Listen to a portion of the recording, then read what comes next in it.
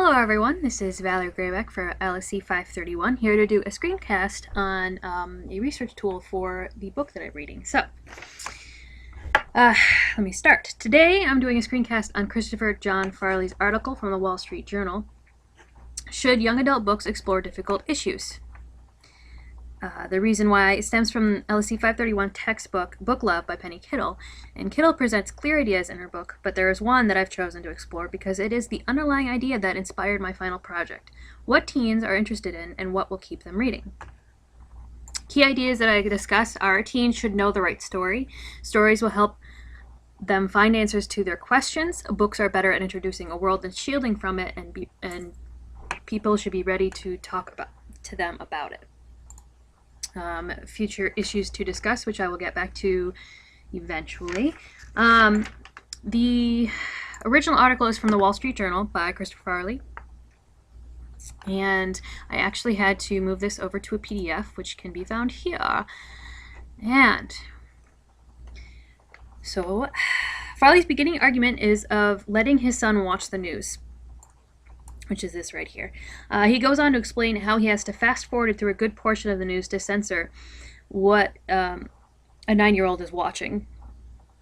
This point is negated by his own babysitter, stating that he hears this stuff at school anyways, and he should hear the right story. Farley then presents the against side, an article written by Wall Street Journal's own Megan Cox Gordon, titled Darkness Too Visible, in which she argued that fiction aimed at young adults in recent years had become rife with pathologies. Kidnapping and pedestry and incest and brutal beatings are now just part of the run of the things in novels directed, broadly speaking, at children from ages 12 to 8. Plus, she presents an argument in favor of such novels that they validate the teen experience, giving voice to tortured adolescents who would otherwise be voiceless. But then she presents a counter-argument, yet it is also possible, indeed likely, that books focusing on pathologies help normalize them and, in case of self-harm, may even spread their plausibility and likelihood to young people who might otherwise never have imagined such extreme measures. However, she concludes, no family is obliged to acquiesce when publishers use the vehicle of fundamentals, basically stating, luckily the choice to read them is up to the families to discuss. Farley then argues perfectly that books are better at introducing kids to the world than shielding them from that, which is an important key term.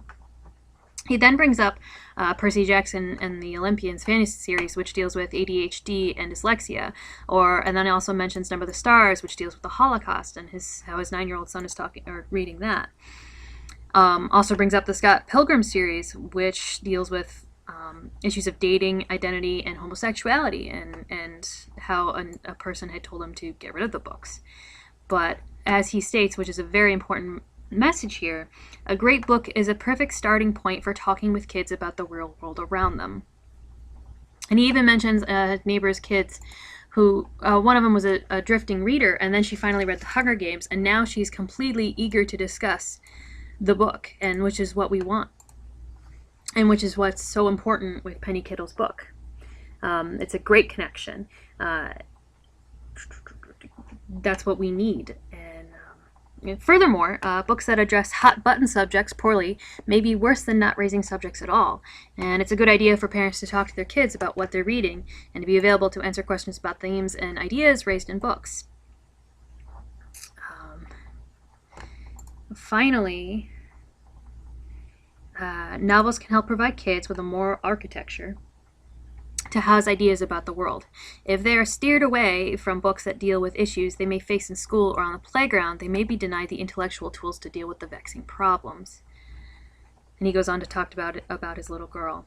But then he also provides a list of books that were once considered radical for their time, such as The Catcher in the Rye. And then books that some critics considered pathological or antisocial or worse are now commonly considered classics, such as The Adventures of Huckleberry Finn, The Chocolate War, Flowers for Algernon in 1984, and even The Lorax.